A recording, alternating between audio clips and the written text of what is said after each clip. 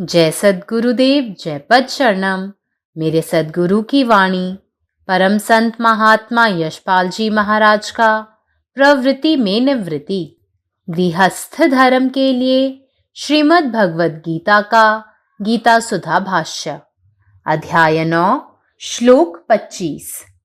यान्ति देवव्रता देवान् पितॄन्यान्ति पितृव्रताः भूतानि यान्ति भूतेजा यान्ति मध्याजिनो अपि माम्।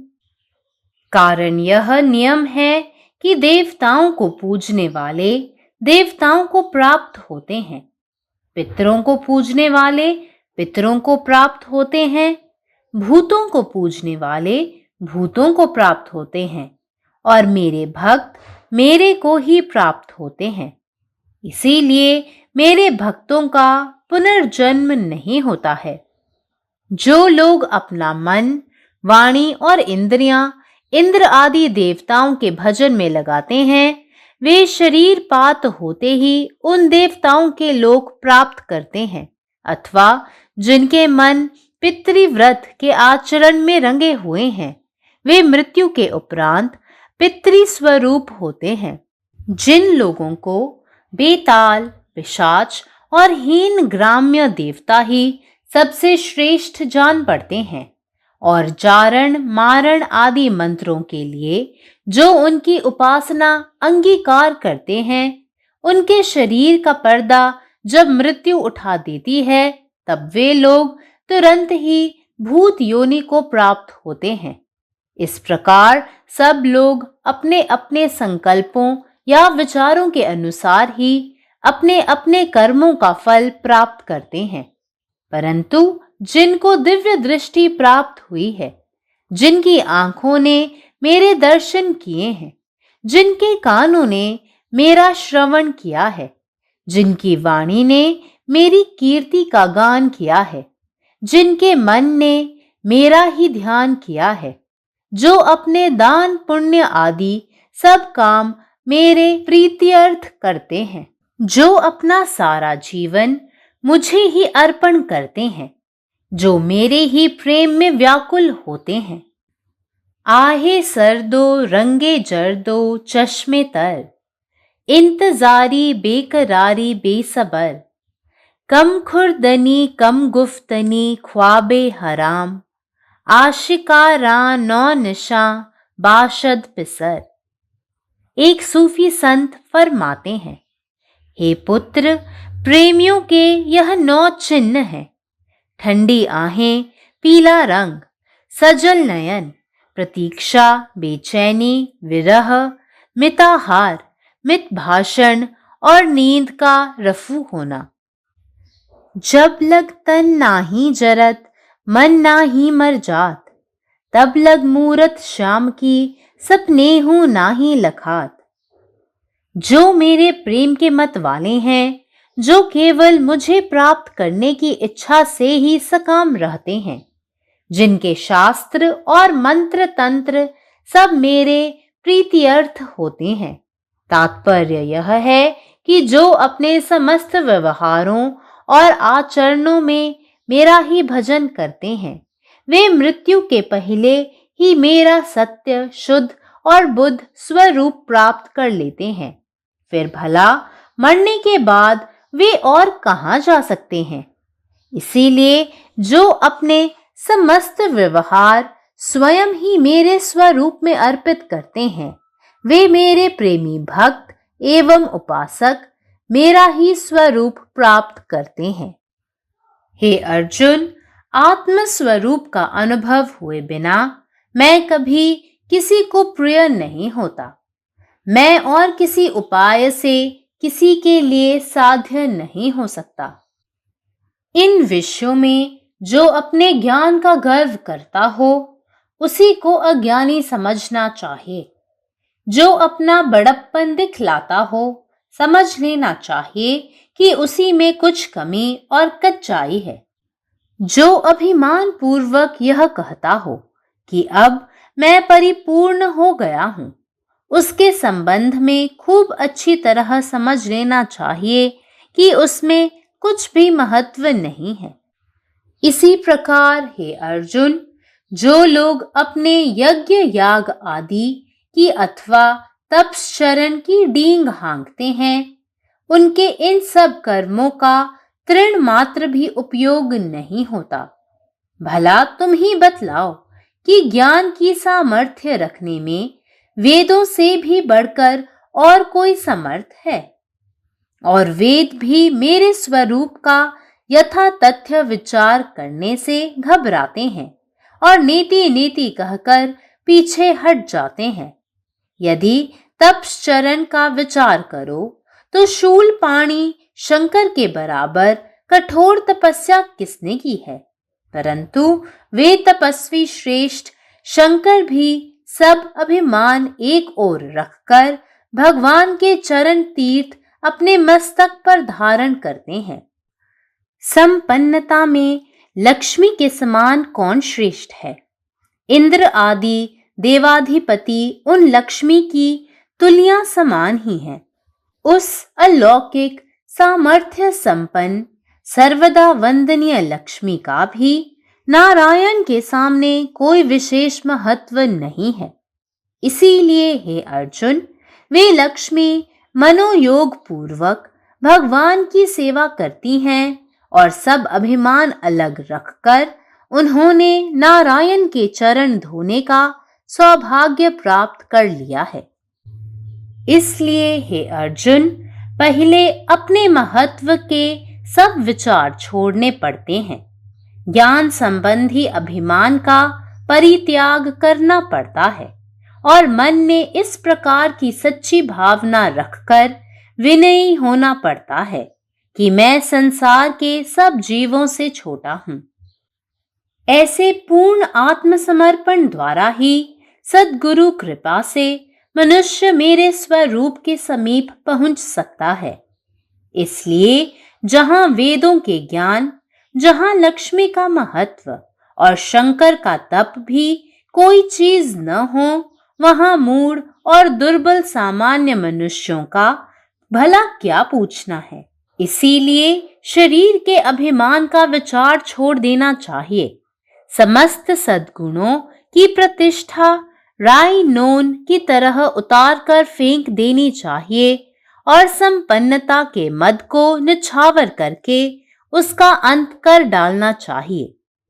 ओम। Votaries of the Devas go to Devas. The votaries of the Pitrus go to Pitrus.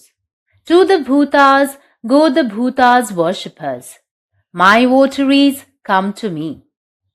It is an eternal principle in life that as you think, so you become. The thoughts maintained by an individual define him for the future periods of his life. The thoughts entertained get themselves crystallized to form the character of a man. Applying this natural law of psychology in the field of spiritual self-development, Lord declares, Votaries of the Devas go to the Devas.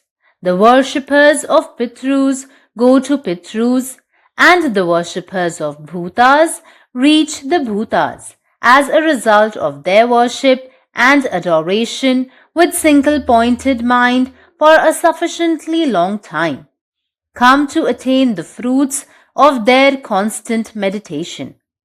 The Devas are more evolved than men. Their span of embodied life being great, they are called the immortals, but they are also subject to birth and death. By worshipping them, man may gain longevity and supernatural powers, which are all hindrances to bhakti, jnana and mukti. Pitrus form a region of their own, sending holy thoughts for the welfare of the departed ancestors is good, but drifting into ancestor worship is not desirable.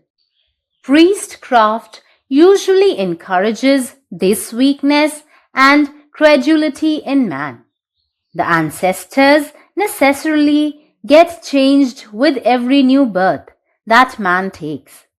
Undue concern, therefore, for Pitrus is purposeless and detrimental to spiritual growth. It only adds to earthly attachment and bondage. The Bhutas are, in the scale of evolution, intermediate between men and Devas. By worshipping them, the votaries may at best get some psychic power, leading to vanity and greater bondage to material life. It is the worship of Ishvara, the supreme reality, that is beneficial. It leads to prosperity, perfection, and emancipation, and finally become one with him. The sadhak should therefore be able to distinguish between the minor deities at various cosmic levels and Ishvara, the ultimate reality. Om. जय गुरुदेव, जय पदशरण. अध्याय 9, श्लोक 25. हे अर्जुना, याचे कारण हा नियम आहे की जे ज्या देवाची उपासना करतात त्यांना तेच देव प्राप्त होतात. जे पूर्वजांची उपासना करतात त्यांना पूर्वज प्राप्त होतात. जे प्रेतांची उपासना करतात त्यांना प्रेत प्राप्त होतात. आणि माझे भक्त केवळ मलाच प्राप्त करतात. म्हणूनच माझ्या भक्तांचा पुनर्जन्म होत नाही. जे आपले मन, वाणी आणि इंद्रियासारख्या देवतांच्या उपासनेसाठी समर्पित करतात ते मृत्यूनंतर लगेचच त्या देवतांच्या लोकात प्रवेश करतात. किंवा ज्यांचे मन आपल्या पूर्वजांच्या व्रताचे पालन करण्याच्या साधनेत मग्न असते ते मृत्यूनंतर पूर्वज बनतात.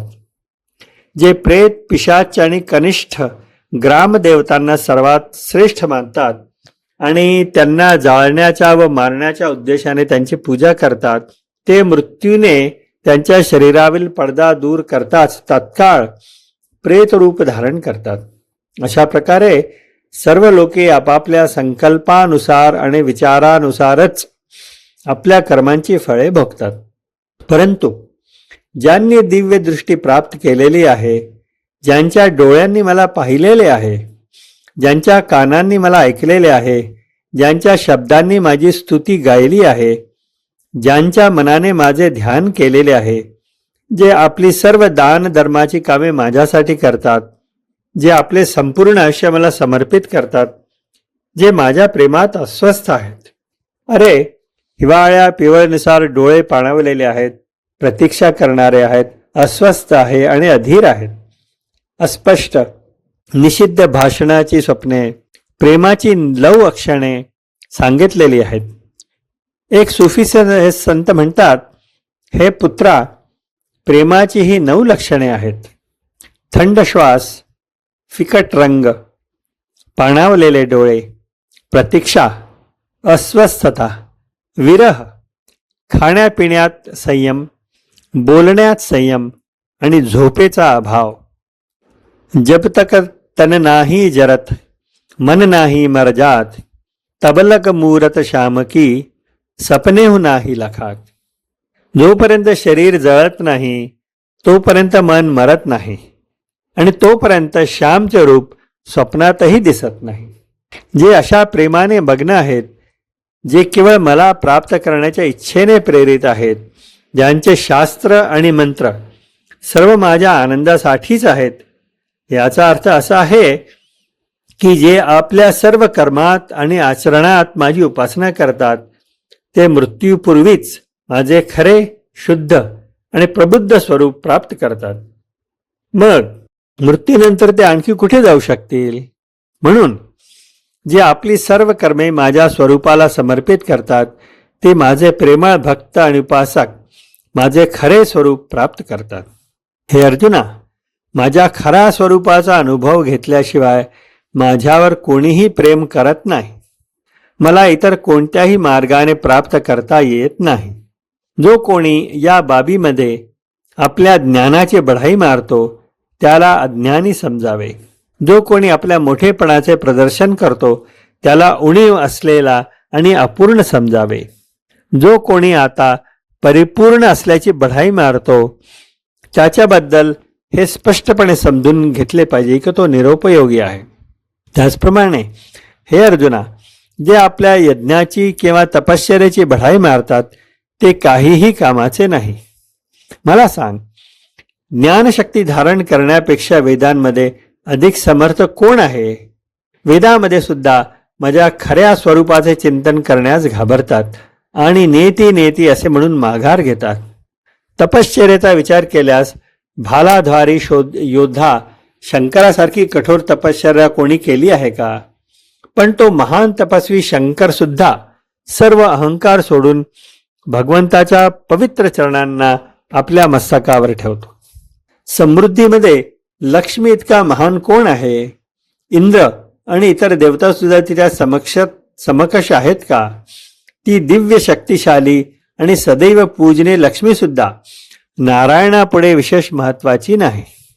म्हणूनच हे अर्जुना, लक्ष्मी पूर्ण मनाने भगवंताची सेवा करते आणि सर्व अहंकार सोडून नारायणाचे चरण धुण्याचा मान मिळवते. म्हणून हे अर्जुना, सर्वप्रथम मनुष्याने महत्वाचे सर्व विचार सोडून द्यावेत. ज्ञानाचा अहंकार सोडावा आणि जगातील सर्व जीवापेक्षा आपण कनिष्ठ आहोत या खऱ्या भावनेनेच हृदयात लीन व्हावे. सद्गुरूंच्या कृपेने अशा संपूर्ण आत्मसमर्पणाद्वारेच मनुष्य माझ्यापर्यंत पोहोचू शकतो. म्हणूनच जिथे वेदांचे ज्ञान, लक्ष्मीचे महत्त्व आणि शंकराची तपश्चर्याही काहीच कामाचे नाही, तिथे मूर्ख आणि दुर्बळ सामान्य माणसांना काय हवे? म्हणूनच देहाचा अभिमान सोडून द्यावा. सर्व सद्गुणांची प्रतिष्ठा मोहरीच्या दाण्याप्रमाणे फेकून द्यावी आणि समृद्धीचा गर्व त्यागून त्याचा अंत करावा. देवांचे भक्त देवांकडे जातात, पितृंचे भक्त पितृंकडे जातात, भूतांचे उपासक भूताकडे जातात आणि माझे फक्त भक्त माझ्याचकडे येतात. जीवनातील हे शाश्वत सत्त्व आहे की जसा विचार करता तसेच तुम्ही बनता. व्यक्तीने जपलेले विचारच त्याच्या आयुष्यातील पुढच्या काळासाठी त्याला घडवीत असतात. मनात बाळगलेले विचारच घनीभूत होऊन मनुष्याचे चरित्र घडवतात.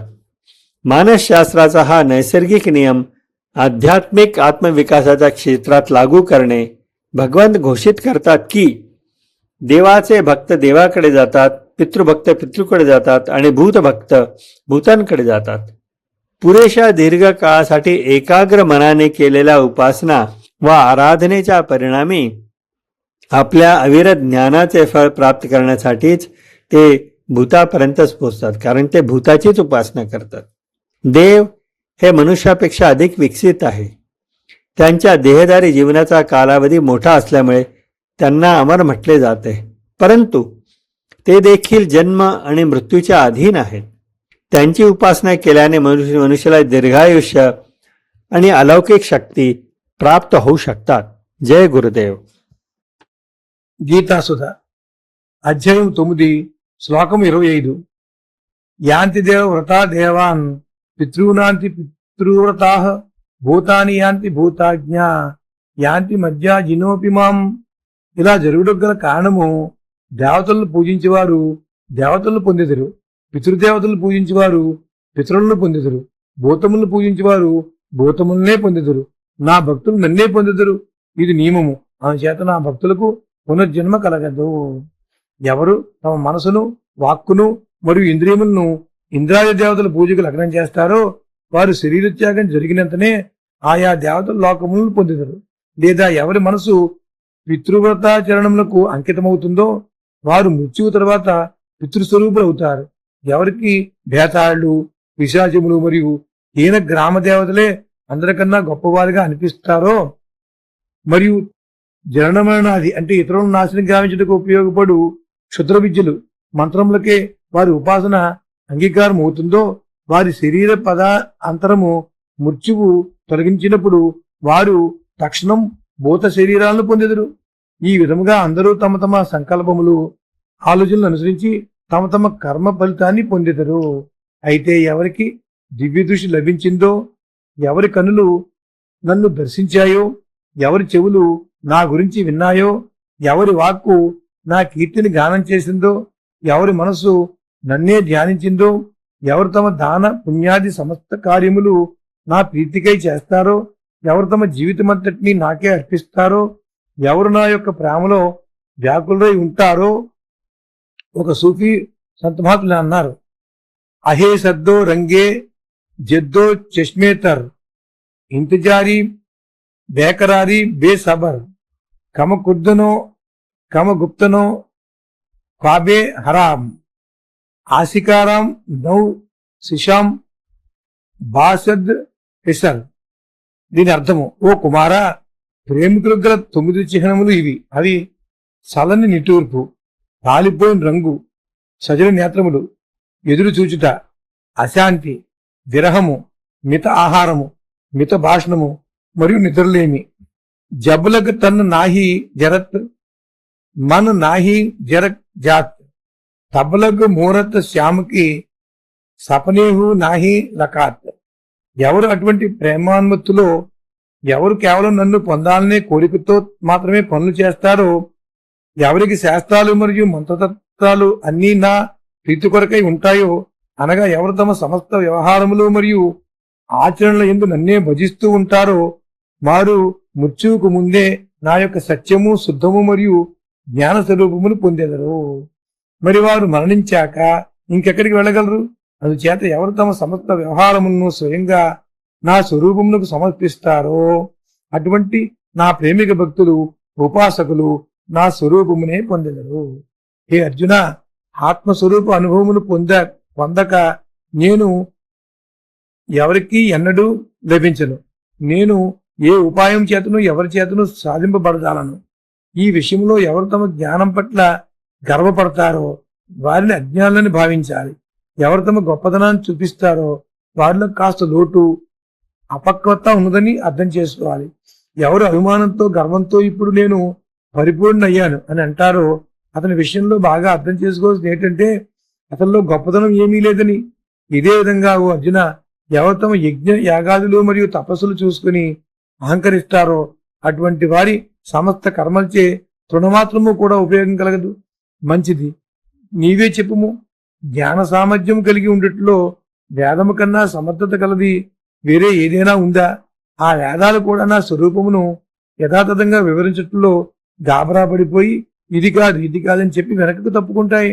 ఒకవేళ తపస్సును ఆచరించి వారిని విచారించినట్లయితే శూలపాణి శంకరుతో సమానముగా కఠోర తపస్సును ఎవరు చేశారు? అయితే ఆ శ్రేష్ఠ తాపసి శంకరుడు కూడా తన అభిమానంతటినీ పక్కన పెట్టి పరమాత్ముడి చరణతీర్థమును తన తలపై ధరిస్తాడు. సంపదలో లక్ష్మీదేవితో సమానమైన శ్రేష్ఠులు ఎవరున్నారు? ఇంద్రాది దేవ అధిపతులే ఆ లక్ష్మితో కాస్త సరిపోల్చదగిన వారు. ఆ అలౌకిక సామర్థ్య సంపన్నురాలు సర్వదా వందనీయురాయలు. అయినను లక్ష్మి కూడా నారాయణ ముందు ఏ విధమైన విశేషమైన గొప్పతనం లేదు. అందుచేత అర్జున, ఆ లక్ష్మి మనస్ఫూర్తిగా భగవాను సేవ చేస్తుంది. తన అభిమానం అంతటినీ పక్కన పెట్టి ఆమె నారాయణుని చరణములను కడిగే అదృష్టాన్ని పొందింది. అందుచేత అర్జున, ముందుగా సాధకుడు తన గొప్పతనం యొక్క ఆలోచనని వదిలివేయవలసినది. జ్ఞాన సంబంధమైన అభిమానమును పరిత్యజించవలసి ఉన్నది. మరియు నేను ప్రపంచంలో అన్ని జీవుల కన్నా చిన్నవాడిని, అల్పుడును అని మనసులో సద్భావం నిలుపుకొని వినయముగా ఉండాల్సి ఉన్నది. ఈ విధమైన పూర్ణ ఆత్మసమర్పణ ద్వారానే సద్గురు కృపతో మానవుడు నా స్వరూపం యొక్క సామీప్యతను చేరుకోగలడు. అందుచేత ఎక్కడైతే వేదాల జ్ఞానము, ఎక్కడైతే లక్ష్మి యొక్క మహత్తు మరియు శంకరుని తపస్సు ఏదీ కూడా నిలవలేదో అటువంటి స్థానం గురించి మూఢులు మరియు సామాన్య మానవులను ఏమని అడగగలము? అందుచేత శరీర అభిమానాన్ని విడిచి వేయవలసి ఉన్నది. సమస్త సద్గుణముల ప్రతిష్టను చిన్న పదార్థం వల్లే తీసివేసి విసిరివేయవలసి ఉన్నది. మరియు సంపద యొక్క మదాన్ని దిష్టి వస్తువు వల్లే తీసి దాన్ని నాశనం చేసేయాలి. పరమాత్మ నీవే ఉన్నావు, నీ ఇష్టమే నెరవేరాలి. జై సద్గురుదేవ్, జై ప్రసాద్. యాంతి దేవవ్రతా దేవాన్ పితృన్యాంతి పితృవ్రతా భూతాని యాంతి భూతేజ్య యాంతి મધ્ય जिनो अपि माम. कियाक तो नियम ई अछि जे देवता सबके पूजा करय वाला देवता सबके प्राप्त होइत छथि, पितृ सबके पूजा करय वाला पितृ सबके प्राप्त होइत छथि, भूत सबके पूजा करय वाला भूत सबके प्राप्त होइत छथि, आ हमर भक्त हमरे प्राप्त होइत छथि. एहि कारण हमर भक्त सबके पुनर्जन्म नहीं होइत अछि। जे लोग अपन मौन वाणी आ इंद्रिय सबके इंद्र आदि देवता सबके भजन में लगबैत छथि, ओ शरीर त्याग करैते देरी ओहि देवता सबके लोक में पहुंच जाइत छथि। आ जे लोग पितृव्रत पालन में लीन रहैत छथि, ओ मृत्यु पश्चात पितृ स्वरूप प्राप्त करैत छथि। जे लोग बेताल पिशाच आ नीच ग्राम्य देवता सबके सर्वोत्तम मानैत छथि आ जारन मारन आदि मंत्र लेल हुनकर उपासना करैत छथि, हुनकर शरीर के ओहार जखन मृत्यु उठा दैत अछि तखन ओ भूत योनि के प्राप्त होइत छथि। एहि प्रकार सब लोग अपन अपन संकल्प आ विचार अनुसार अपन कर्म के फल प्राप्त करैत छथि। मुदा जे लोग दिव्य दृष्टि प्राप्त केने छथि, जिनकर आँखि हमर दर्शन केने अछि, जिनकर कान हमर श्रवण केने अछि, जिनकर वाणी हमर कीर्ति गाबि चुकल अछि, जिनकर मोन केवल हमरे ध्यान में लीन रहल अछि, जे अपन दान पुण्य आदि समस्त कर्म हमर प्रीति लेल करैत छथि, जे अपन समस्त जीवन हमरा अर्पित केने छथि आ जे हमर प्रेम में व्याकुल रहैत छथि। आहे सर्दी रंग जर्दो चश्मे तर, इंतजारी बेकरारी बेसबर, कम खुर्दनी कम गुफ्तनी ख्वाबे हराम, आशिकारा नौ निशा बाशद पिसर। एकटा सूफी संत कहैत छथि, हे पुत्र, प्रेमी जन के ई 9टा चिन्हारि होइत अछि, आह भरनाइ, पियर रंग, सजल नैन, प्रतीक्षा, बेचैनी, विरह, मिताहार, मित भाषण आ नींद के लोप भ जेनाइ। जब लग तन नाही जरत, मन नाही मर जात, जब लग मूरत शाम की सपनेहु नाही लखात। जे एहन प्रेम में रमल छथि, जे केवल हमरा प्राप्त करबाक इच्छा सँ प्रेरित छथि, जिनकर शास्त्र मंत्र आ तंत्र सब हमर प्रीत्यर्थ होइत अछि, माने जे अपन समस्त व्यवहार आ आचरण में हमरे भजन करैत छथि, ओ लोग मृत्यु सँ पहिनेहे हमर सत्य शुद्ध आ बुद्ध स्वरूप के प्राप्त कऽ लैत छथि। तखन मरला के बाद ओ कतऽ जेथिन? एहि कारण जे अपन समस्त व्यवहार स्वयं हमरा स्वरूप में अर्पित करैत छथि, वह प्रेमी भक्त आ उपासक हमरे स्वरूप के प्राप्त करैत छथि। हे अर्जुन, आत्मस्वरूप के अनुभव बिना हम कखनो ककरो प्रिय नहीं भऽ सकैत छी। हम कोनो दोसर उपाय सँ ककरो लेल साध्य नहीं छी। एहि विषय में जे अपन ज्ञान के घमंड करैत अछि, ओकरा अज्ञानी बुझबाक चाही। जे अपन बड़प्पन देखबैत अछि, बुझि लेबाक चाही जे ओकरा में किछु कमी आ अपरिपक्वता अछि। जे अभिमान सँ कहैत अछि, आब हम पूर्ण भऽ गेलहुँ, तऽ बुझि लिअ जे ओकरा में कोनो वास्तविक महत्व नहीं अछि। ओहिना हे अर्जुन, जे लोग अपन जग जाग व तपस्या के डींग हाँकैत छथि, हुनकर ई सब कर्म कण मात्र उपयोगी नहीं अछि। अहाँ स्वयं कहू, ज्ञान के सामर्थ्य रखबाक विषय में वेद सँ बढ़ि कऽ कोन समर्थ अछि? मुदा वेदो हमर स्वरूप के यथार्थ विचार करबा काल घबरा जाइत अछि आ नेति नेति कहि कऽ पाछू हटि जाइत अछि। जब तपस्या के विचार करी तऽ शूल पानी शंकर सँ बढ़ि कऽ कठोर तपस्या के केने अछि। मुदा ओ तपस्वी श्रेष्ठ शंकर सेहो अपन समस्त अभिमान त्याग कऽ भगवान के चरण तीर्थ अपन मस्तक पर धारण करैत छथि। संपन्नता में लक्ष्मी सँ बढ़ि कऽ के छथि? इंद्र आदि देवता सेहो हुनकर समकक्ष नहीं छथि।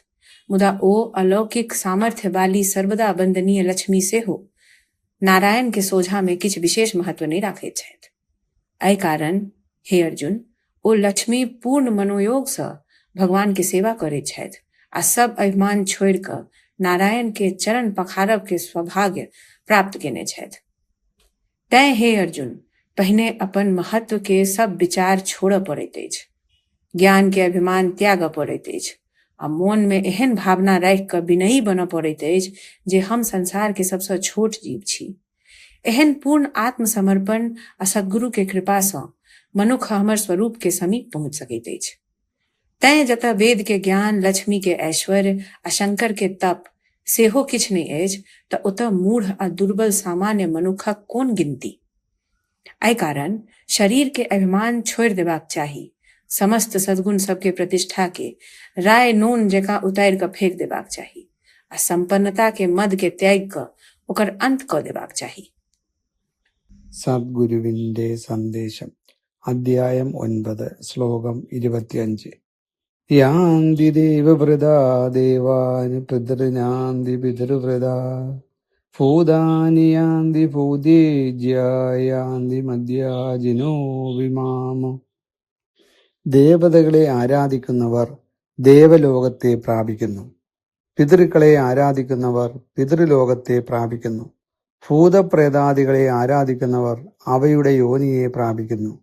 എന്നാൽ എന്നെ ആരാധിക്കുന്ന എൻ്റെ ഭക്തർ എന്നെ പ്രാപിക്കുന്നു. ശാശ്വത നിയമം എന്തെന്നാൽ മനുഷ്യൻ എന്തു ചിന്തിക്കുന്നുവോ അവൻ അതായി മാറുന്നു. മനുഷ്യന്റെ ചിന്തകളും ധ്യാനവും തന്നെയാണ് അവന്റെ ഭാവി ജീവിതത്തെ രൂപപ്പെടുത്തുന്നത്. ഏതു ഭാവനയിലോ ആരാധനയിലോ മനസ്സ് ദീർഘകാലം നിലനിൽക്കുന്നുവോ അതിന്റെ സ്വഭാവവും ഫലവും അവൻ സ്വന്തമാക്കുന്നു. ദേവതകൾ മനുഷ്യരെക്കാൾ ഉയർന്ന സ്ഥാനത്തുള്ളവരാണ്. അവരുടെ ആയുസ് ദീർഘമായതിനാൽ അവരെ അച്ഛന്മാർ എന്ന് വിളിക്കുന്നു. എങ്കിലും അവർ ജനന മരണങ്ങൾക്ക് അതീതരല്ല. ദേവാരാധനയിലൂടെ മനുഷ്യന് ദീർഘായുസ്സും ചില അത്ഭുത സിദ്ധികളും ലഭിച്ചേക്കാം. പക്ഷേ ഭക്തിക്കും ജ്ഞാനത്തിനും മോക്ഷത്തിനും അവ പലപ്പോഴും തടസ്സമാകാം. പിതൃക്കളെ സ്മരിക്കുകയും അവരുടെ ക്ഷേമത്തിനായി പ്രാർത്ഥിക്കുകയും ചെയ്യുന്നത് നല്ലതാണ്. എന്നാൽ അതിര് കടന്ന പിതൃ ആരാധന ആത്മീയ വളർച്ചയെ സഹായിക്കില്ല. അതിലൂടെ ഭൂതല ബന്ധങ്ങളും ആസക്തിയും വർദ്ധിക്കാം. ഭൂതപ്രേതാദികളുള്ള ആരാധന മനുഷ്യനെ ഭൗതിക ബന്ധങ്ങളിലേക്കും അഹങ്കാരത്തിലേക്കും കൂടുതൽ അടുപ്പിക്കുന്നു. ചില അതിഭൗതിക ശക്തികൾ ലഭിച്ചാലും അത് ആത്മീയ ഉന്നതിക്ക് സഹായകരമല്ല. എന്നാൽ പരമസത്യമായ ഈശ്വരനെ ആരാധിക്കുന്നതാണ് യഥാർത്ഥത്തിൽ ശ്രേയസ്കരം. അത് സമൃദ്ധിയിലേക്കും ആത്മപരിപൂർണതയിലേക്കും മോക്ഷത്തിലേക്കും നയിക്കുന്നു. ഒടുവിൽ ഭക്തൻ ഭഗവാനുമായി ഒന്നാകുന്നു. ദിവ്യദർശനം ലഭിച്ചവർ, ഭഗവാന്റെ മഹിമ കേട്ടവർ, ഭഗവാന്റെ ഭജന പാടിയവർ, സ്വന്തം ജീവിതം മുഴുവൻ ഭഗവാന് സമർപ്പിച്ചവർ, അവർ ഭഗവാന്റെ സാന്നിധ്യം ജീവിച്ചിരിക്കുമ്പോഴേ അനുഭവിക്കുന്നു. ഒരു സൂഫി സന്യാസി പറയുന്നു, പ്രണയികളുടെ 9 ലക്ഷണങ്ങളുണ്ട്. തണുത്ത നിശ്വാസം, മങ്ങിയ നിറം, നിറഞ്ഞ കണ്ണുകൾ, കാത്തിരിപ്പ്, അശാന്തി, വിരഹവേദന, മിതാഹാരം, മിതഭാഷണം, ഉറക്കമില്ലായ്മ. അതുപോലെ ശരീരം ദഹിക്കാതെ മനം അലിഞ്ഞു പോകാതെ ശ്യാമസുന്ദരന്റെ രൂപം സ്വപ്നത്തിൽ പോലും ദർശിക്കാനാകില്ല. സത്യമായ ഭക്തി അഹങ്കാരരഹിതമായ സമർപ്പണമാണ്. ഞാൻ വലിയവൻ എന്ന ഭാവം വിട്ടൊഴിയാതെ ഭഗവാനെ പ്രാപിക്കാനാവില്ല. വേദങ്ങൾ പോലും പരബ്രഹ്മത്തിന്റെ പൂർണ്ണ സ്വരൂപം നിർവചിക്കാനാകാതെ നേതി നേതി എന്ന് പറഞ്ഞു മടങ്ങുന്നു. ശങ്കരനെ പോലെയുള്ള മഹാതപസ്വിയും ഭഗവാന്റെ പാദതീർത്ഥം ശിരസിലേറ്റുന്നു. ലക്ഷ്മി ദേവിയും തന്റെ മഹിമ ഉപേക്ഷിച്ച് നാരായണ സേവയിൽ വിനയത്തോടെ നിൽക്കുന്നു. അതിനാൽ ഹേ അർജുന, ആത്മസമർപ്പണവും വിനയവുമാണ് ഭഗവാനെ പ്രാപിക്കാനുള്ള വഴി. സ്വന്തം മഹത്വബോധം ഉപേക്ഷിച്ച് സകല ജീവികളിലും ചെറുതായി തന്നെ കരുതുന്നവനാണ് യഥാർത്ഥ ഭക്തൻ. സദ്ഗുരു കൃപയാൽ അത്തരം ഭക്തൻ ഭഗവത് സ്വരൂപത്തെ പ്രാപിക്കുന്നു. ദേവജ്ഞാനത്തിനും ലക്ഷ്മി ദേവിയുടെ മഹത്വത്തിനും ശങ്കരന്റെ തപസ്സിനും പോലും വില കുറയുന്നിടത്ത് സാധാരണ മനുഷ്യരുടെ മഹത്വത്തിന് എന്തു വിലയുണ്ട്? അതുകൊണ്ട് ശരീരാഭിമാനം ഉപേക്ഷിക്കണം. എല്ലാ സദ്ഗുണങ്ങളുടെയും അഭിമാനം ഉപ്പും കടുവും പോലെ തള്ളിക്കളയണം. സമ്പത്തിന്റെ മതം പൂർണ്ണമായി ഉപേക്ഷിച്ച് അതിന് അന്ത്യം വരുത്തണം. പരമാത്മാവ് നീ തന്നെ, നിന്റെ ഇഷ്ടം പൂർണ്ണമാകട്ടെ. ജയ് സദ്ഗുരുദേവ്, ജയ് പതിശരണം. अखिल भारतीय संत मत सत्संग पंजीकृत दिल्ली, मुख्यालय B20 CC colony, Rana Pratap Bagh के सामने, दिल्ली।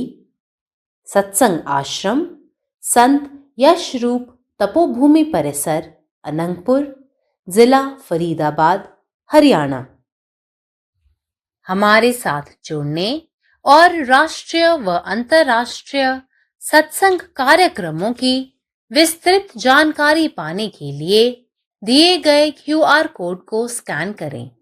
धन्यवाद।